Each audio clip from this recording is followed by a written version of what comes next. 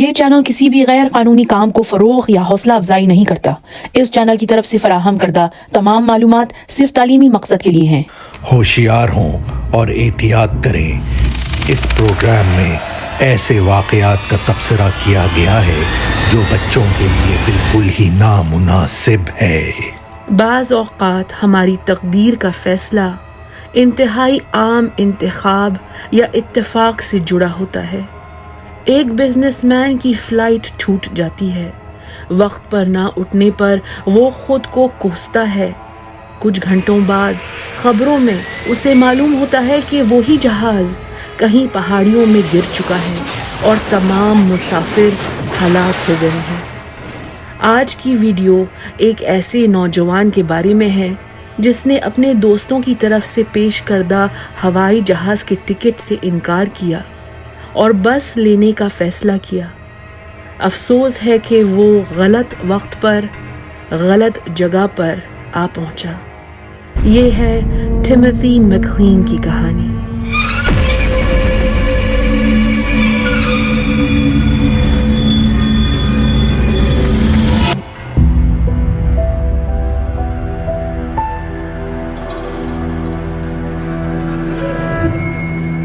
Canadian صوبہ Alberta کے شہر ایڈمنٹن میں 30 جولائی 2008 بدھ کا دن تھا۔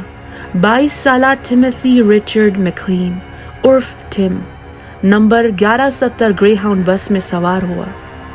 گرے ہاؤنڈ ایک 100 سال پرانی بس سروس ہے جو مسافروں کو پورے کینیڈا میں مشرق سے مغرب تک پہنچاتی تھی۔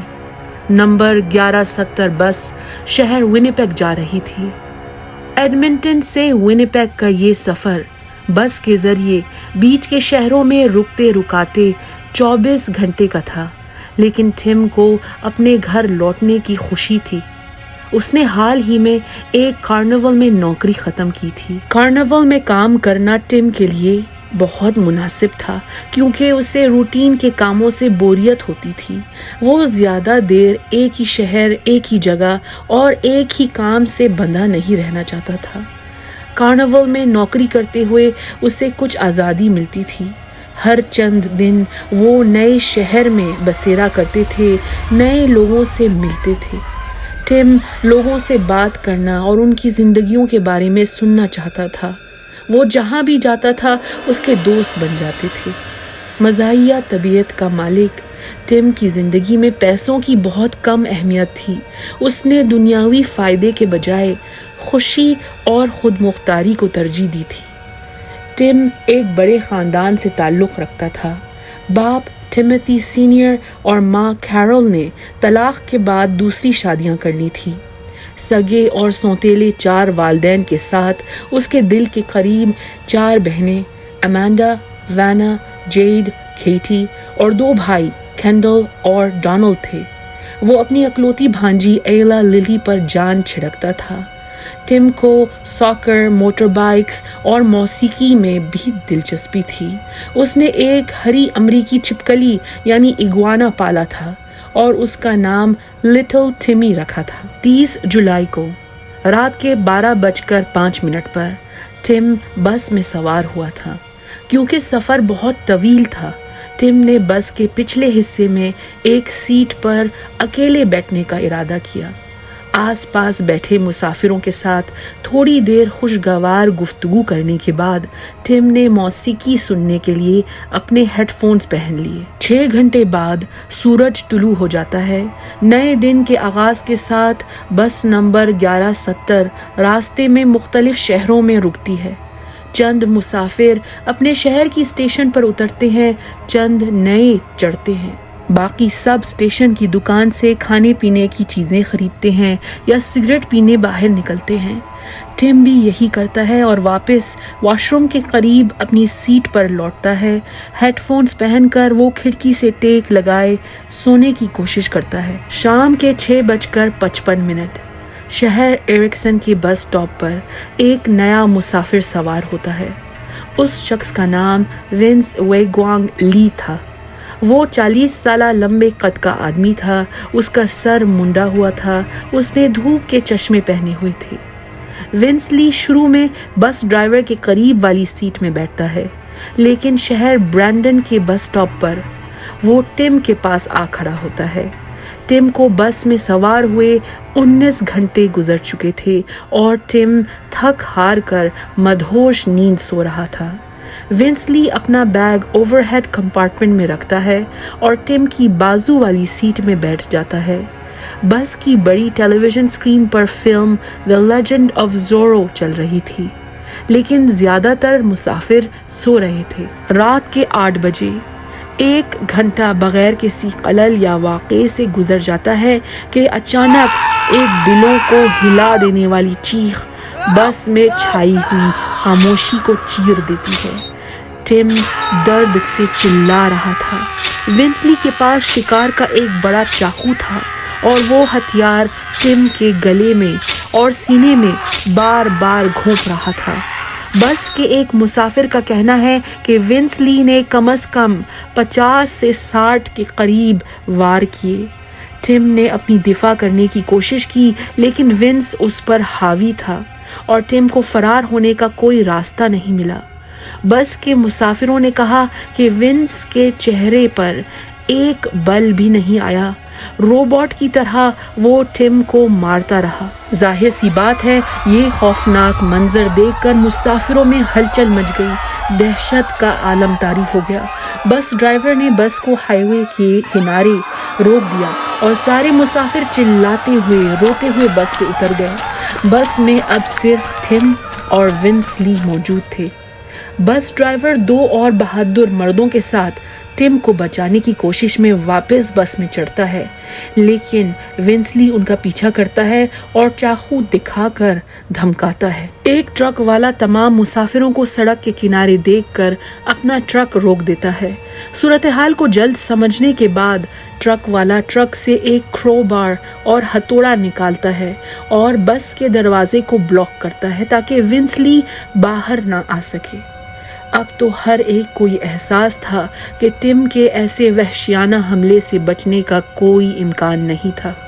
بس ڈرائیور دیکھتا ہے کہ ونسلی ڈرائیور کی سیٹ میں بیٹھ کر بس کو چلانے کی کوشش کر رہا تھا، تو وہ بس کے پیچھے کے حصے میں ایمرجنسی ایموبلائزر سسٹم کے بٹن کو دبا دیتا ہے، جس کی وجہ سے بس کو اب کوئی بھی نہیں چلا سکتا تھا۔ 34 مسافر اور دیگر تماشائی دیکھتے ہیں کہ ونسلی بس میں تھوڑی دیر بے چینی سے ٹہلتا ہے اور پھر ٹم کی لاش کے پاس بیٹھ کر اس کا سر قلم کر دیتا ہے۔ وہ ٹم کا سر بالوں سے اٹھا کر مسافروں کو فخر سے چند لمحے دکھاتا ہے اور اس کے بعد سر بس کے فرش پر پھینک دیتا ہے۔ باہر کھڑے لوگ اس غضب کو دیکھ کر بدحواس ہو گئے، چند رونے لگے، کسی کی چیخیں نکلی تو کسی نے الٹی کر دی۔ رات کے 8:30 بجے RCMP یعنی رائل کینیڈین ماؤنٹڈ پولیس اور دیگر ہتھیار بند آفیسرز وہاں پہنچ گئے اور انہوں نے ونس کے ساتھ بات چیت کرنے کی کوشش کی تاکہ وہ کسی اور کو خطرے میں ڈالے بغیر اسے گرفتار کر سکیں۔ اگلے 3 گھنٹوں تک ونسلی نے ٹم کی لاش کو کاٹا، اس کے کچھ اعضاء نکالے اور اس کا گوشت اور اندر کے اعضاء کھائے۔ رات کے 1:30 بجے ونسلی بس کی کھڑکی توڑ کر فرار ہونے کی کوشش کرتا ہے، لیکن پولیس اسے ٹیزر گن سے شاک دے کر قابو کر لیتے ہیں۔ جب RCMP کے افسران ونسلی کو گرفتار کرتے ہیں تو اس کا چہرہ ٹم کے خون سے تر تھا۔ ونسلی پولیس افسران سے کہتا ہے، مجھے افسوس ہے، میں مجرم ہوں، مہربانی کریں مجھے جان سے مار دیں۔ آخر یہ ونسلی کون تھا اور اس نے ایسا خبیث اور گھنونا کام کیوں کیا؟ ڈیٹیکٹیوز نے دریافت کیا کہ ونس وے گوانگ لی 30 اپریل 1966 کو چائنا کے شہر ڈین ڈونگ میں پیدا ہوا تھا۔ سن 1992 میں ونسلی نے university of Wuhan institute of technology سے کمپیوٹر سائنس میں بیچلر کی ڈگری حاصل کی تھی۔ سن 1994 سے لے کر 1998 تک اس نے بیجنگ میں کمپیوٹر سافٹ ویئر انجینئر کی نوکری کی۔ سن 2001 میں وہ چائنا سے کینیڈا منتقل ہو گیا تھا اور 2006 میں اس نے کینیڈین سٹیزن شپ حاصل کر لی تھی۔ زبان اس کے لیے بہت بڑی رکاوٹ بنی. وہ بہت کم انگریزی جانتا تھا اور اسے اپنے شعبے میں نوکری نہیں مل سکی. اس نے گزارا کرنے کے لیے چھوٹے موٹے کام کیے. گرینٹ میموریل چرچ میں 6 ماہ صفائی کی، ریسٹورانٹ میں برتن دھوئے اور گھروں پر اخبار پہنچائے. قتل سے 4 ہفتے پہلے اسے کسی دوسرے ملازم کے ساتھ جھگڑنے پر والمارٹ دکان کی نوکری سے نکالا گیا تھا. پولیس افسران نے مزید تحقیقات کی اور انہیں یقین تھا کہ ونس لی ٹیموتھی میکلین کو نہیں جانتا تھا. ٹم کے قتل نے پوری قوم کو چونکا دیا تھا. ٹم کی یاد میں سینکڑوں لوگوں نے فیس بک پر میسیجز چھوڑے، اس کے اہل خانہ کے لیے ہمدردی کے پیغامات بھیجے. لوگ ٹرانس کینیڈا ہائی وے کے کنارے ٹم کے انتقال کی جگہ پر پھول، پودے، اسٹف ٹوائز اور خطوط چھوڑ جاتے ہیں. سب سے بڑا صدمہ تو ٹم میکلین کے والدین خصوصاً ماں کیرول نے جھیلا. اس کا حال آپ آسانی سے تصور کر سکتے ہیں. اسے لگا کہ اس کی زندگی ایک ہی جگہ تھم گئی ہے. کیرول کے لیے ٹم کی موت کے بعد ہونے والا واحد اچھا واقعہ 21 دسمبر 2008 کو وارد ہوا. ٹم کی گرل فرینڈ نے اس کی موت کے تقریباً 5 ماہ بعد اس کے بیٹے کو جنا. کیرول کا کہنا ہے کہ اس کے پوتے کی آنکھیں بالکل ٹم جیسی ہیں اور وہ اپنے باپ کے نقش و قدم میں مزاحیہ شخصیت کا مالک ہے. کیرول نے کہا، یہ بچہ خدا کی طرف سے ایک تحفہ ہے جسے میرے بیٹے نے میرے لیے بھیجا ہے. میرے پاس جینے کا، روزانہ بستر سے اٹھنے کا کوئی مقصد ہے. مارچ 2009 ونس لی کے خلاف مقدمہ شروع ہوا اور اس پر 2nd ڈگری قتل کا الزام عائد کیا گیا. عدالت میں اس کی دفاع میں وکیل نے کہا کہ ونس لی کو چند سال پہلے نفسیاتی بیماری اسکیزوفرینیا کی تشخیص ہوئی تھی اور وہ قتل کا ذمہ دار نہیں تھا کیونکہ اس کا دماغی توازن ٹھیک نہیں تھا. عدالت میں کہا گیا کہ ونس طلاق شدہ تھا لیکن اس نے اپنی سابقہ بیوی اینا کے ساتھ تعلق برقرار رکھا تھا. ایکس وائف اینا نے بیان دیا کہ سن 2004 میں ونس عجیب و غریب حرکتیں کرنے لگا تھا. کئی دنوں تک اس نے کھانا نہیں کھایا اور کئی راتوں تک وہ جاگتا رہا تھا. اینا نے گواہی دی کہ ونس لی اکثر روتا تھا اور کہتا تھا کہ اس نے خدا کو دیکھ لیا ہے. اینا نے اس کی مدد کرنے کی کوشش میں اسے نیند کی گولیاں خرید کر دی تھی. ونس لی کے وکیل نے کہا کہ اسے سن 2005 میں نفسیاتی ہسپتال میں داخل کیا گیا تھا لیکن ولیم آزلر ہیلتھ سینٹر سے چھٹی ملنے کے بعد اس نے دوائیں لینا چھوڑ دی تھیں اور سائیکائٹرسٹ سے دوبارہ رجوع نہیں کیا تھا. عدالت میں بتایا گیا کہ ونس لی کو جولائی 2008 میں والمارٹ سے نوکری سے نکالا گیا تھا اور اسی مہینے اسے تصور کے دھوکے یعنی ہلوسینیشنز نظر آنے لگی تھی. ونس لی کو یقین تھا کہ خدا نے اس سے براہ راست بات چیت کی تھی اور شہر ونیپیگ منتقل ہونے کا حکم دیا تھا. ونس لی نے اپنا سارا مال بیچ ڈالا. اپنا نیا لیپ ٹاپ ایک 15 سالہ لڑکے کو بس سٹاپ پر $60 میں فروخت کر دیا اور ونیپیگ جانے والی بس میں سوار ہو گیا تھا. وہی گرے ہاؤنڈ کی نمبر 1170 بس جس میں ٹم میکلین بیٹھا تھا. ڈاکٹر سٹینلی یارن نامی ماہر نفسیات نے کورٹ میں گواہی دی کہ ونس لی نے کہا تھا کہ وہ ٹم پر حملے کے دوران آوازیں سن رہا تھا. اسے یقین تھا کہ آواز خدا کی آواز تھی اور اسے ٹم کو جان سے مارنے کا حکم دے رہی تھی.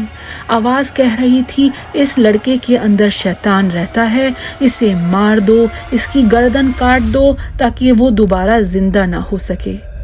بغیر کسی اشتعال کے ونس لی نے ٹم پر حملہ کیا اور بیچارے 22 سالہ لڑکے کی شدید پرتشدد موت وارد ہوئی.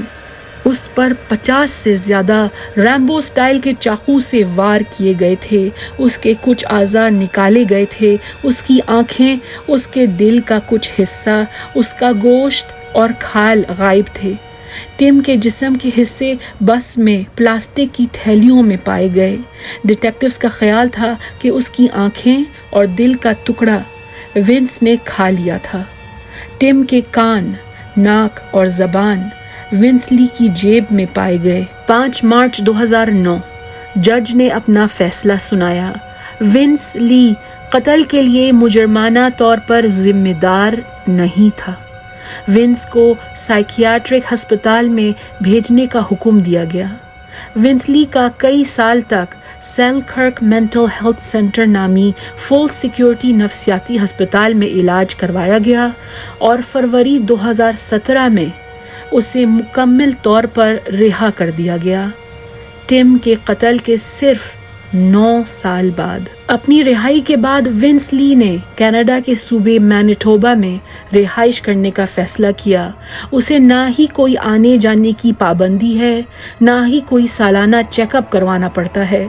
वो बिल्कुल आज़ाद है।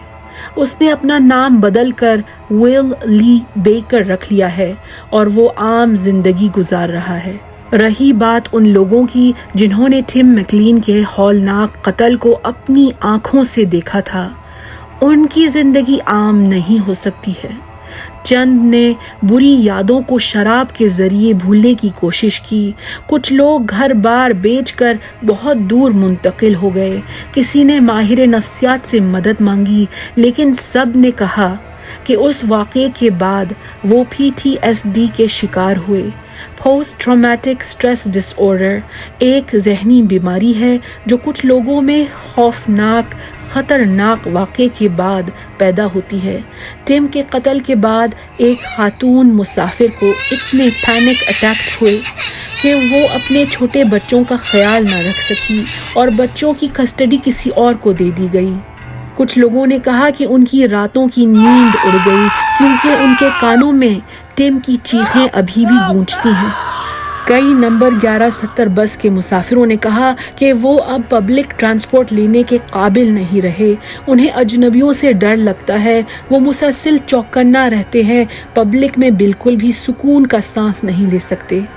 एक RCMP ऑफिसर जिसने टिम की लाश के टुकड़े थैलियों में दरियाफ्त किए थे, उसे PTSD ने इतना सताया कि उसने चंद साल बाद खुदकुशी कर ली। टिम मैकलीन की मां ने CBC TV चैनल को ये बयान दिया है, विंस ली की आज़ादी सरासर नाइंसाफी है। उस दिन बस में टिम अपने काम से काम रख रहा था। वो हेडफोन्स लगाकर गहरी नींद सो रहा था। न सिर्फ उसने हमला होते हुए नहीं देखा, वो तो सुन भी नहीं सकता था। टिम एक हौलनाक मौत मरा है। वो अब कहते हैं कि विंस ली बेहतर हो गया है, दवाएं ले रहा है, मगर मेरा बेटा तो मर गया है ना।